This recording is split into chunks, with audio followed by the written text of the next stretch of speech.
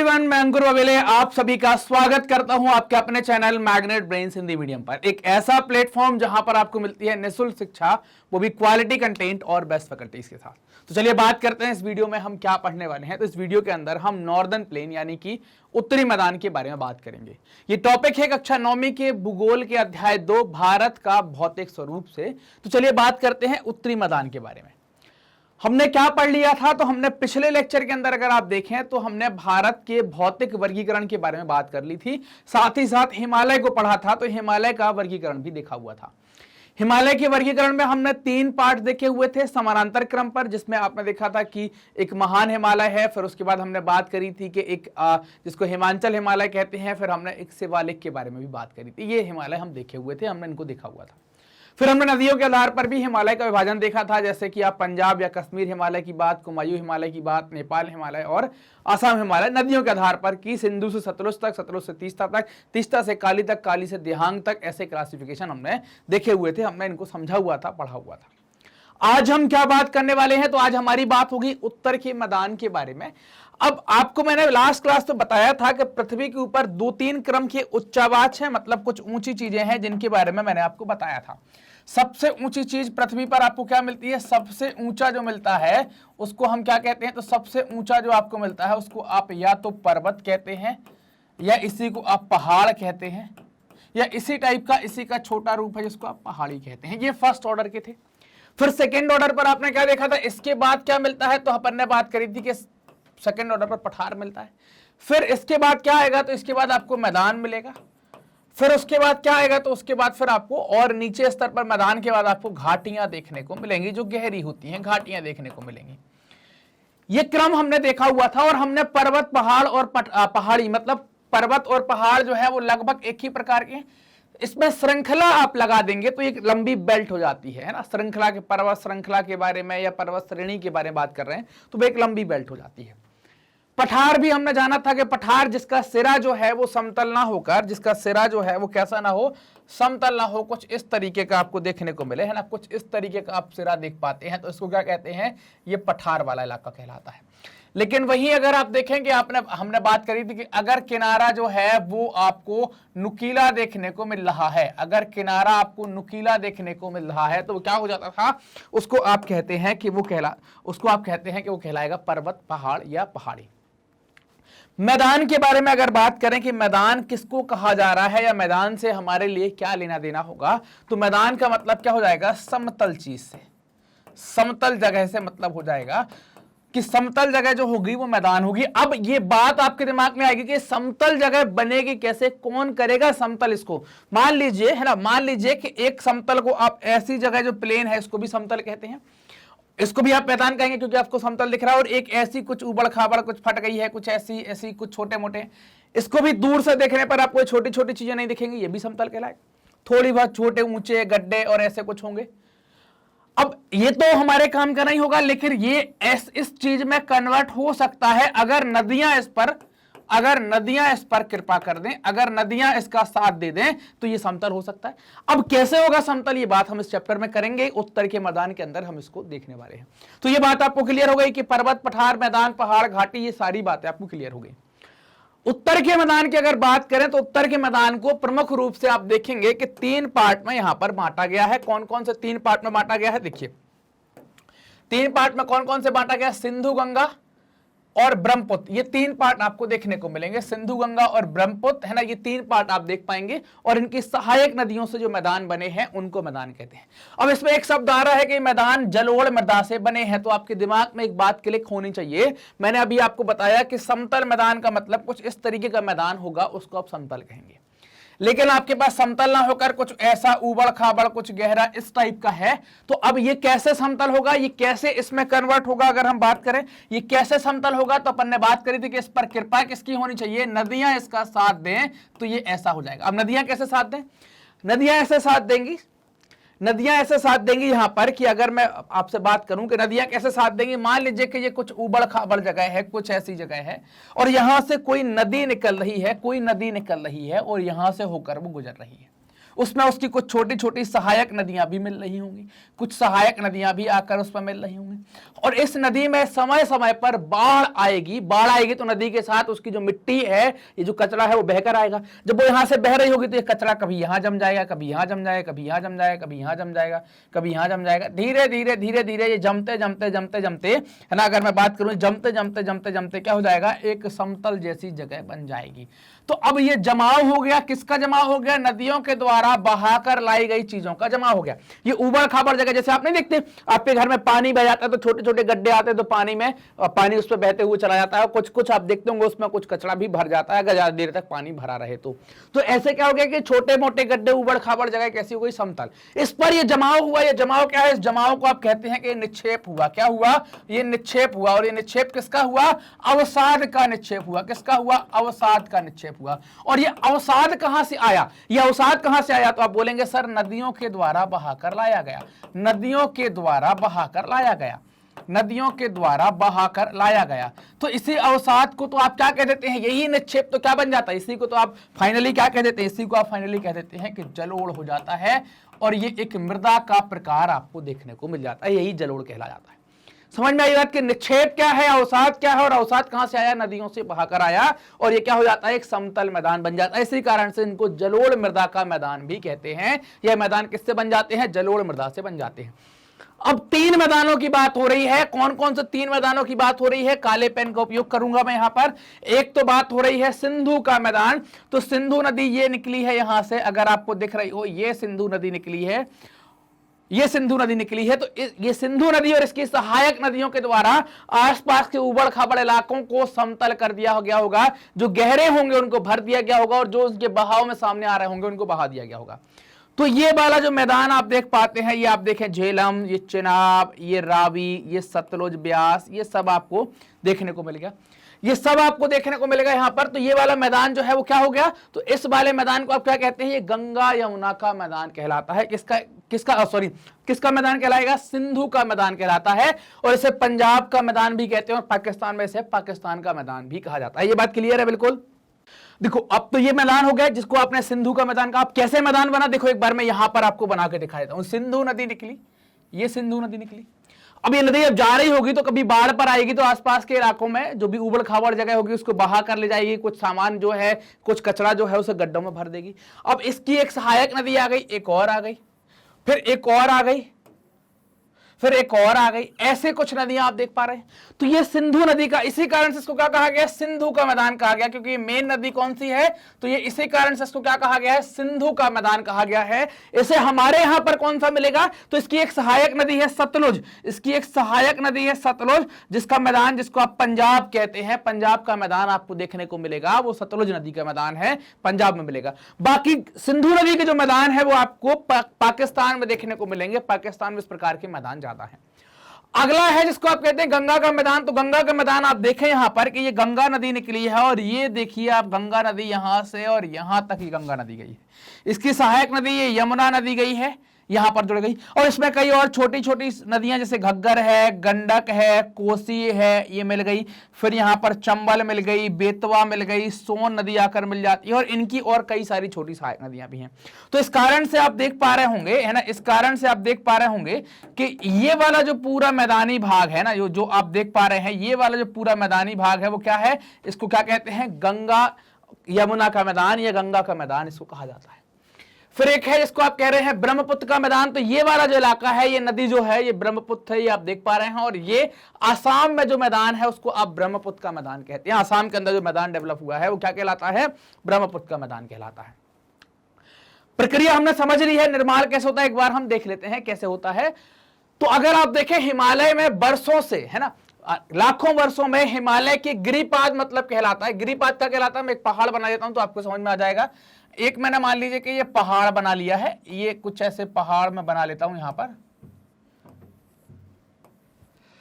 तो गिरिपाद का मतलब क्या होता है कि जो पहाड़ का निचला हिस्सा होता है, ये वाला जो हिस्सा होता है ना, निचला हिस्सा जो होता है, जिसको अपन का ये वाला हिस्सा जो होगा, इसको क्या कहा जाएगा, माउंटेन फूट कहलाएगा, या इसी को क्या कहेंगे, गिरिपाद कहा जाएगा। क्या कहेंगे, गिरिपाद, या इसी को क्या कहा जाएगा, माउंटेन फूट कहा जाएगा। क्या कहा जाएगा, माउंटेन फूट कहा जाएगा। ये गिरिपाद कहलाएगा। तो गिरिपाद में अब ऊपर हिमालय से कई सारी बड़ी नदियां निकल रही हैं, बहुत बड़ी गंगा, यमुना और कई सारी बड़ी बड़ी नदियां निकल रही हैं। तो क्या होता है कि गिरि जैसे ऊपर से निकलती हैं तो अपने साथ बहुत बड़े बड़े शिलाखंड या दूसरी और चीजें लेकर आती हैं। ऊपर से मान लीजिए कि ये नदियां निकली, ये निकली, यहां से नदी निकली और यहां से बहते हुए इसको ऐसे जाना है, तो यहां से बड़े बड़े पत्थर आएगी और यहां तक आते आते माउंटेन फूट तक आते आते उसकी स्पीड स्लो हो जाती है। तो यहां पर वो जो अवसाद लाती है उसको वो क्या करती है, जमा करना स्टार्ट कर देती है। यहां पर क्या बनेगा, तो जब हिमालय के गिरिपाद में चूंकि अभी आ रहे हैं, वहां पर समतल मैदान आएगा, वहां पर तो द्रोणी क्षेत्र जिसको बेसिन कहते हैं, और बेसिन आप समझते हैं, सभी लोग बेसिन का मतलब सभी लोग ब्रश करके आए हैं कि नहीं, किया कि नहीं किया, और सबके घर में लगा होगा एक बेसिन में जाते होंगे ब्रश करने के लिए नल चालू करके। बेसिन का मतलब समझ रहे ना, उसका नाम बेसिन क्यों किया दिया गया, क्योंकि वो इस आकार का है। किस आकार का है, इस आकार का रहता है आपका बेसिन, मतलब यहां पर भी कोई बूंद गिरे, यहां पर भी कोई बूंद गिरे, सब इकट्ठी होकर यहां से निकल जाएगी, ये बेसिन कहलाता है। ऐसे ही वो मैदानी भाग, यहां पर ऐसा कुछ बेसिन मिलेगा कि कहीं का भी कुछ पानी आए सब इकट्ठा होकर एक धारा बन जाएगा, नदी बन जाएगी। तो बेसिन में क्या हुआ, उस बेसिन में जलोढ़ों का निक्षेप हुआ, मतलब कि जमा हुआ। इससे क्या हुआ, ये निक्षेप जब जमेंगे तो हम जानते हैं कि जो मृदा लाई जाती है नदियों के द्वारा बहाकर, वो सबसे उपजाऊ मृदा में से एक होती है। तो सबसे उपजाऊ मैदानों का निर्माण हो जाता है। क्या होता है, सबसे उपजाऊ मैदानों का निर्माण हो जाता है। अगर हम इसके विस्तार की बात करें कि मैदान कहां है, तो कितने क्षेत्र में फैला हुआ है, तो आपको याद रखना है 7 लाख वर्ग किलोमीटर के क्षेत्र में यह मैदान फैला हुआ है। यह मैदान लगभग 2400 किलोमीटर लंबा और 240, कितना लंबा, जितना हिमालय लंबा है, हिमालय के साथ साथ ही पूरे हिमालय के गिरिपाद में आपको यह मैदान देखने को मिलेगा। तो 2400 किलोमीटर लंबा मिलेगा और 240 से 320 किलोमीटर चौड़ा मिलेगा।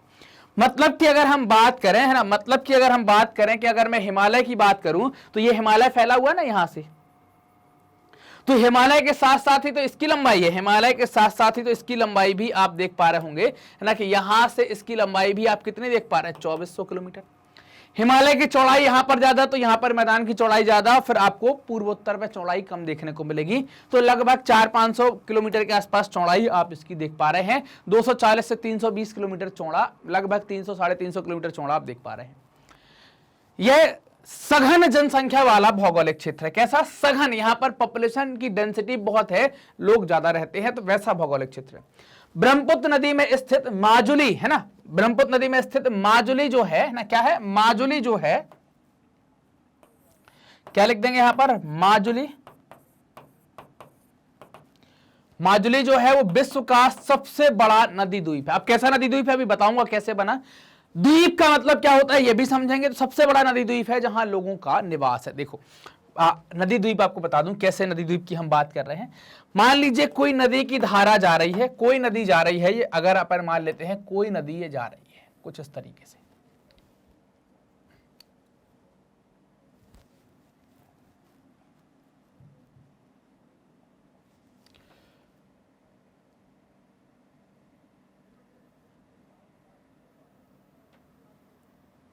कोई नदी ये जा रही है,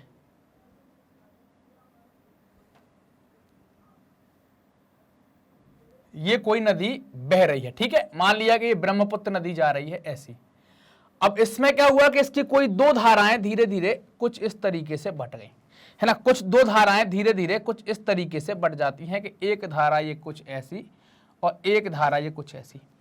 यहां पर धीरे से एक अब ये जो धाराएं बट गई तो यहां पर क्या हो गया, यहां पर एक स्थल आ गई, एक जमीन आ गई जो चारों तरफ क्या हो गई। द्वीप की परिभाषा क्या है, द्वीप का मतलब जो चारों तरफ पानी से घिरा होगा उसको क्या कहेंगे, द्वीप कहेंगे। तो ये वो माजुली द्वीप है जो दोनों तरफ ब्रह्मपुत्र की नदियों की धाराओं से घिरा हुआ है और यहां पर लोग निवास करते हैं और इसको जिला भी घोषित किया गया है। क्या, जिला भी इसको घोषित किया गया है। तो ये माजुली द्वीप हो गया जो दुनिया के सबसे बड़े नदी द्वीपों में से है जहां पर लोग निवास करते हैं। उत्तरी पर्वतों से आने वाली नदियां निक्षेपण कार्य में लगी हैं। उत्तरी मतलब हिमालय से आने वाली या उसके आसपास से आने वाली नदियां निक्षेपण मतलब कि जमाव के कार्य में लगी हैं। नदी के निचले भाग में ढाल कम हो जाता है। अगर आप देखते हैं कि ये पहाड़ से नदी निकल रही है, ये पहाड़ से नदी निकल रही है, ये निकली नदी, और यहां आते आते यहां तक तो एकदम तीखा ढाल आप देख पा रहे, लेकिन यहां आते आते नदी ऐसी हो जाती है, तो यहां पर क्या होता है, स्लोप कम हो जाता है, ढाल कम हो जाता है। तो जब ये ऊपर से नीचे तक आ रही तब तो बहुत तेज आ रही है, लेकिन जैसे ही पहाड़ के नीचे मतलब गिरिपाद मतलब माउंटेन फूट पर पहुंचती है तो इसका ढाल क्या हो जाता है, ढाल कम हो जाता है। इस कारण से उस नदी की गति क्या हो जाती है, कम हो जाती है, नदी की स्पीड भी कम हो जाती है, और जिसके परिणाम स्वरूप क्या होता है, नदी द्वीपों का निर्माण होता है, अलग अलग नदी द्वीपों का निर्माण होता है। नदियां अपने निचले भाग में गाद मतलब जो अवसाद होता है वो ले जाती हैं और उसको फिर जमा करना स्टार्ट कर देती हैं, और इस कारण से बहुत सारी है ना, ये क्या होता है जब ये अपने बहुत सारा, अब मान लीजिए कि यहां से नदी ये गई है ना, यहां से ये नदी गई है मान लीजिए, और अपने साथ ये बहुत सारा, अब यहां से बहुत आया लेकिन स्पीड स्लो हो गई, अब धीरे धीरे गई है और इनकी स्पीड स्लो हो गई, तो यहां पर इनका धीरे धीरे क्या होगा, कचरा जमा होना स्टार्ट हो जाएगा, ये धीरे धीरे कचरा जमा होना स्टार्ट हो गया। मुहाने पर इनका कचरा जमा होना स्टार्ट हो जाएगा। अब नदी में धक्का लग रहा है तो नदी का पानी निकल नहीं पा रहा है, नदी का पानी निकल नहीं पा रहा है तो वो कभी यहां से निकल जाता है, कभी यहां से निकल जाता है, कभी यहां से निकल जाता है, कभी ऐसे निकल जाता है। जब मुहाने पर नदी के कई मुंह हो जाएं, कई धाराएं बढ़ जाएं, तो इन धाराओं को हम क्या कहना स्टार्ट कर देते हैं, ये धाराएं कहलाती हैं। इन धाराओं को हम क्या कहते हैं, वितरकाएं कहते हैं। क्या कहते हैं, वितरकाएं कहते हैं। और जब नदी में कोई धाराएं जुड़ती हैं, जब नदी में कोई धाराएं जुड़ती हैं, जैसे मान लीजिए कि ये नदी में धारा जुड़ रही है, तो इसको क्या कहते हैं, तब इस स्थिति में इनको क्या कहा जाता है, ये सहायक नदियां कहलाती हैं। क्या कहलाती हैं, सहायक नदियां कहलाती हैं। और जब मुहाने पर ये अलग होती हैं, इनकी डायरेक्शन बाहर की तरफ है, ये अलग डायरेक्शन में जाती हैं, तो ये क्या कहलाती हैं, इनको वितरकाएं कहा जाता है। दोनों बातें समझ में आई कि नहीं, तो इनको वितरकाएं कहा जाता है, वितरकाएं कहलाती हैं। अब एक शब्द आता है जिसको आप कहते हैं दुआब। दुआब का मतलब होता है, एक शब्द आएगा जिसको आप कहेंगे दुआब, है ना, क्या कहलाएगा, दुआब कहा जाएगा। तो दुआब का अर्थ होता है दो नदियों के बीच का भाग। क्या होता है, दो नदियों के बीच का भाग। दो नदियों के बीच का जो भाग होता है उसको दुआब कहा जाता है। दुआब शब्द दो शब्दों से मिलकर बना है, दो तथा आब। आब का मतलब होता है पानी, है ना, आब का मतलब क्या होता है, आब का मतलब होता है पानी। तो दो पानियों के बीच की जो जगह है उसको क्या कहते हैं, दुआब। इसी प्रकार पंजाब भी दो शब्दों से मिलकर मिला है, पंज जिसका अर्थ होता है पांच, और आब का मतलब है पानी। मतलब पंजाब में पांच अलग अलग नदियों का पानी होगा, इस कारण से इसको पंजाब कहा जाता है। चलिए मैं बता दूं आपको दुआब का मतलब क्या हो गया। तो ये तो अपन ने देख लिया। अब एक नदी जा रही है, जैसे हमने देखा कि ये सिंधु नदी आ रही है, ये आ रही है सिंधु नदी, और इसी के पास में एक ये झेलम नदी आ गई। तो ये वाला जो दुआब हो गया इसको सिंध सागर दुआब या सिंध नदी का दुआब कहने लगे। फिर वहां पर एक चिनाब नदी आ गई, ये चिनाब नदी आप देख पा रहे हैं, तो इसको क्या कहने लगे, चिनाब का दुआब कहने लगे। फिर एक और आप आ गई, जिसको आप कहते हैं रावी नदी आ गई, तो इसको क्या कहने लगे, रचना दुआब कहने लगे। और फिर एक और नदी आ गई, है ना, एक और नदी आ गई जिसको आप क्या कहने लगे, जिसको आप सतलुज के नाम से जानते हैं, ये नदी आ गई सतलुज, तो इसको क्या कहने लगे, बारी दुआब कहला गया।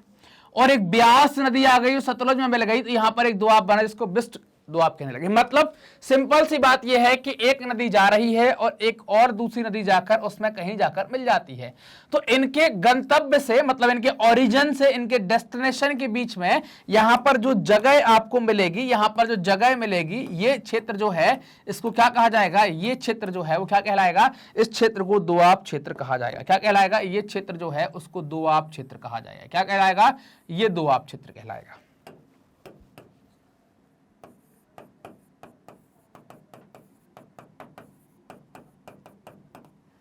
क्या कहलाएगा, इसको दोआब क्षेत्र कहा जाएगा। तो समझ गया, दो नदियों के बीच में जो जमीन होती है उसको दोआब क्षेत्र कहते हैं। क्लियर। चलिए अब अगर आप देखें तो उत्तरी मैदान को हमने मोटे तौर पर तीन भागों में बांटा था। एक को आप कहते हैं पश्चिम का मैदान, है ना, एक को आप कहते हैं पश्चिम का मैदान, या जिसे हम पंजाब के मैदान के नाम से जानते हैं, फिर कहलाता है गंगा का मैदान, और फिर कहलाता है ब्रह्मपुत्र का मैदान। अगर आप देखें तो हम पाएंगे कि पश्चिमी भाग, पूरे जो मैदानी क्षेत्र है, उत्तर का मैदान है, उसका सबसे पश्चिमी भाग, उसको आप क्या कहते हैं, मैदान का पश्चिमी भाग जो है जिसे पंजाब का मैदान कहते हैं। बीच वाले भाग को आप गंगा का मैदान और सबसे पूर्वी भाग को आप ब्रह्मपुत्र का मैदान कहते हैं। पश्चिम का जो मैदान है, इस मैदान का बहुत बड़ा भाग आपको पाकिस्तान में देखने को मिलेगा। हमने बात भी करी है इसको लेकर। सिंधु और इसकी सहायक नदियों के द्वारा यह मैदान बनाया गया है। इस भाग में कई सारे दोआब हैं, कम से कम 5 दोआब आपको वहां पर देखने को मिलते हैं। और ये 5 नदियों के कारण ही पंजाब का नाम पंजाब पड़ा है। पंज मतलब 5 और आब मतलब पानी। गंगा का मैदान, तो इसका विस्तार अगर आप देखेंगे इस मैदान का, तो घग्घर नदी से लेकर तीस्ता नदी तक इस गंगा के मैदान का विस्तार देख सकते हैं। इसमें आप उत्तरी भारत में हरियाणा, दिल्ली, उत्तर प्रदेश, बिहार, झारखंड के कुछ भाग तथा पश्चिम बंगाल में ये कुछ भाग में फैला हुआ आप वहां पर पाएंगे। जैसे हुगली वगैरह नदी है, तो वहां पर आपको ये गंगा का मैदान देखने को मिलेगा। पूर्वी मैदान जो है वो खास तौर से आपको आसाम में देखने को मिलेगा। विशेषकर आसाम में इस मैदान को आप देख पाएंगे या पाते हैं कि ये ब्रह्मपुत्र नदी के द्वारा बनाया गया मैदान है। अब आपके दिमाग में आया कि मैदान मतलब बिल्कुल समतल, बिल्कुल एकदम चकाचक मामला आ गया। तो मैदानों की व्याख्या आप सामान्य तौर पर ऐसे करते हैं कि इसमें किसी प्रकार के ऊंचे क्षेत्र आपको देखने को नहीं मिल रहे हैं। आपको लगता है कि यहां पर किसी प्रकार के, है ना, यहां पर किसी प्रकार के ऊंचे क्षेत्र आपको देखने को नहीं मिल रहे हैं, ऐसा आपको लगना स्टार्ट हो जाता है। मतलब उच्चावाच नहीं होते हैं, ऊंची नीची जगह नहीं होती है। विविधता वाले समतल स्थल के रूप में आप इसको करते हैं कि बिना किसी विविधता के, मतलब यहां पर कोई डायवर्सिटी मतलब किसी प्रकार की डायवर्सिटी नहीं है ऊंचाई नीचाई को लेकर। लेकिन हकीकत नहीं है। मैदानी भागों में भी आपको छोटे छोटे पहाड़ मिलेंगे, घाटियां मिलेंगी, है ना, खाइयां मिलेंगी, सब कुछ मिलेगा वहां पर, लेकिन ये सच्चाई नहीं है। क्यों नहीं है? तो अगर आप देखें विस्तृत मैदानों का भौगोलिक आकृतियों में भी विविधता होती है। अगर आप इनका अध्ययन करते हैं, मैदानों को भी ऊंचाई के आधार पर अलग अलग नाम दिए गए हैं। जैसे अगर सबसे ऊंचा क्षेत्र मैदानों में जो है इसको कहते हैं भाबर, सेकंड नंबर पर आता है तराई, थर्ड नंबर पर आता है भांगर और 4th नंबर पर आता है खादर। ये ऊंचाई के आधार पर है। मैं आपको यहां फोटो में दिखाने की कोशिश करता हूं। हिमालय का ये गिरिपाद आया। गिरिपाद आने के बाद नदियां कुछ अपने साथ कुछ चीजें इकट्ठा करने लगेंगी, कुछ पत्थर वत्थर इकट्ठा करने लगती हैं। जैसे ही कुछ चीजें इकट्ठा करती हैं, तो ये सबसे यहां पर आपको जो चीज देखने को मिली वो मैदान हो गया, वो मैदानी भाग का पहला भाग जिसको आप भाबर कहते हैं। उसके बाद नदियां, यहां पर नदियां टकराती हैं और विलुप्त हो जाती हैं। पत्थर के बड़े बड़े खंड हो जाते हैं, कुछ किलोमीटर चौड़ा आपको मिलेगा ये। तो यहां पर क्या है कि नदियां विलुप्त हो जाती हैं। फिर वो पानी धीरे धीरे निकलता है, तो वहां पर एक उसके जस्ट नीचे, उसके दक्षिण में, मतलब उसके और नीचे जमा होना स्टार्ट हो जाता है, तो ये कहलाता है तराई। उससे और नीचे क्षेत्र आपको मिलेगा जिसको आप कहते हैं भांगर, और उसके और नीचे क्षेत्र मिलेगा आपको खादर। ये आप हाइट के आधार पर देख सकते हैं। सबसे ऊंचा भाबर, फिर तराई, फिर खादर और भांगर। ये ऊंचाई के आधार पर आप मैदानों को विभाजित किया गया है या इनको यहां पर बांटा गया है, जिनको आप चित्र में देख सकते हैं। भाबर की बात करें तो नदियां पर्वतों से नीचे उतरते समय, जब उतरती हैं, जैसे ही निकलती हैं और निकलेंगी, मान लीजिए ये पहाड़ है और यहां से नदी निकली, तो जैसे नदी निकल रही है यहां से, तो यहां पर वो कुछ बड़े बड़े खड्ड या अवसाद को जमा कर देगी। इसको क्या कहते हैं? ये क्षेत्र है जिसको भाबर कहा जाता है। जब ये निकलती है तो शिवालिक के ढाल पर 8 किलोमीटर से लेकर 16 किलोमीटर चौड़ी पट्टी में गुट्टिका का निर्माण करती है। मतलब पत्थरों को इकट्ठा करके एक ऐसी गुट्टिका टाइप की बन जाती है, और वहां पर गुट्टिका का निक्षेपण, मतलब छोटे छोटे पत्थरों का निक्षेपण करती है, और यही क्षेत्र का कहलाता है भाबर कहलाता है। यहां पर सरिताएं, सरिताएं मतलब नदियां या छोटी नदियां, तो यहां पर सरिताएं जो हैं इस भाबर प्रदेश में विलुप्त हो जाती हैं। क्यों विलुप्त हो जाती हैं? कि जब नदी आई, है ना, जैसे ही नदी आई और यहां पर टकराई, तो यहां पर टकराकर पत्थरों के नीचे चली गई, जगह है, ऊपर से देखते हैं तो हमको दिखाई नहीं देती है, तो हम कहते हैं नदी विलुप्त हो गई। तो वो ऐसी नदी विलुप्त हो गई, और फिर नदी कहां निकल आती है? धीरे से यहां निकल आती है, तो पानी भरने लगता है, तो ये क्षेत्र क्या हो जाता है? इसको आप तराई क्षेत्र कहना स्टार्ट करते हैं। तो पहला मिल गया भाबर, और भाबर में हमने देखा कि तीखे ढाल के बाद शिवालिक के नीचे 8 से 16 किलोमीटर चौड़ी गुट्टिका का निक्षेपण होता है, यही क्षेत्र भाबर कहलाता है। फिर आता है तराई। भाबर के मतलब ये भाबर क्षेत्र आ गया, है ना, भाबर क्षेत्र के दक्षिण में आप आ गया क्या? तराई। भाबर क्षेत्र के दक्षिण में आ गया क्या? तराई। भाबर पट्टी के दक्षिण में ये सरिताएं एवं नदियां पुनः आती हैं, दोबारा से आपको इनको देखने को मिलेगा, और एक नम मतलब दलदली क्षेत्र का, गीला और दलदली क्षेत्र का निर्माण करेंगी, जिसको आप क्या कहते हैं? तराई कहलाता है। जब पानी होगा तो हमने देखा है, हम कहते हैं कि जल ही जीवन है, ऐसा कई सारी जगह लिखा होता है, क्योंकि जल के कारण ही पेड़ पौधे, जीव जंतु और मनुष्य पनप पाते हैं। तो यहां पर जल है, दलदला क्षेत्र है, तराई है, तो यहां पर वनस्पतियां बहुत होगी, वन्य प्राणियों से भरे हरे जंगल, घने जंगल आपको यहां पर देखने को मिलेंगे। बंटवारे के बाद पाकिस्तान से बहुत सारे लोग भारत आए, उन शरणार्थियों के रहने के लिए, जमीन बनाने के लिए कई सारे तराई क्षेत्रों के जंगल को काट दिया गया था। जलोढ़ की बात करें, मतलब यहां पर भांगर की बात करेंगे, यहां से मैदानों का वास्तविक स्वरूप आप देखेंगे तो यहां पर जो निक्षेप है जलोढ़ दो प्रकार का होगा, एक होगा भादर और भांगर, एक होगा खादर। भांगर का मतलब है पुरानी जलोढ़ और खादर का मतलब है नई जलोढ़। भांगर की बात करते हैं, उत्तरी मैदान का सबसे विशालतम भाग पुराने जलोढ़ से बना हुआ होता है। ये जलोढ़ की बात हमने कर ली। जो जलोढ़ मतलब क्या है, निक्षेपण है नदियों के द्वारा जमाया गया। ये नदियों के बाद वाले मैदानों के ऊपर स्थित है ना, क्या है, नदियों के बाद वाले मैदानों के ऊपर स्थित है तथा वेदिकाएं जैसी आकृति प्रदर्शित करते हैं। क्या करते हैं, वेदिकाओं जैसी आकृति प्रदर्शित करते हैं। इस भाग को ही क्या कहते हैं, इस भाग को ही भांगर कहा जाता है या भांगर के नाम से जानते हैं। इस क्षेत्र में चूनेदार निक्षेप पाए जाते हैं जिसे स्थानीय भाषा में कंकड़ कहा जाता है। क्या कहते हैं, कंकड़ कहा जाता है। और आखिरी भाग मैदान का क्या मिलेगा, जिसको कहेंगे खादर। बाढ़ वाले मैदानों के नए अथवा युवा निक्षेपों को, नए अथवा युवा निक्षेपों को आप क्या कहते हैं, खादर कहा जाता है। इनका लगभग प्रत्येक वर्ष क्या होता है, पुनर्निर्माण होता है, दोबारा इनका निर्माण आपको देखने को मिलेगा। इसलिए ये उपजाऊ होते हैं तथा गहन खेती के लिए भी इनको आदर्श माना जाता है। लेकिन ये बाढ़ प्रभावित क्षेत्र में होते हैं, यहां पर बाढ़ आ सकती है, आती रहती है। ये हमने उत्तर के विशाल मैदानों के बारे में पूरा डिटेल चर्चा करी, पूरी एक एक चीज को समझा, कौन कौन से मैदान है और कैसे हैं। मैग्नेट ब्रेन्स अपनी हाई क्वालिटी एजुकेशन, साथ ही साथ निःशुल्क शिक्षा के लिए भी जाना जाता है। मतलब यहाँ पर क्वालिटी कंटेंट के लिए आपको कोई पैसा खर्च नहीं करना है। ये हमारे टॉप कोर्सेस हैं जो आप यहाँ पर देख सकते हैं। इन सभी के वीडियोस आप प्राप्त कर सकते हैं ऑफिशियल यूट्यूब चैनल पर, वेबसाइट पर, एप्लीकेशन पर 100% फ्री। आप हमसे कनेक्ट कर सकते हैं यूट्यूब, फेसबुक, इंस्टा, ट्विटर और टेलीग्राम के माध्यम से। ये वीडियो आप देख रहे हैं मैग्नेट ब्रेन्स के Hindi channel magnet brains Hindi medium पर, तो चैनल को सब्सक्राइब करें, वीडियो को लाइक करें और अपने दोस्तों के साथ जमकर शेयर करें। धन्यवाद।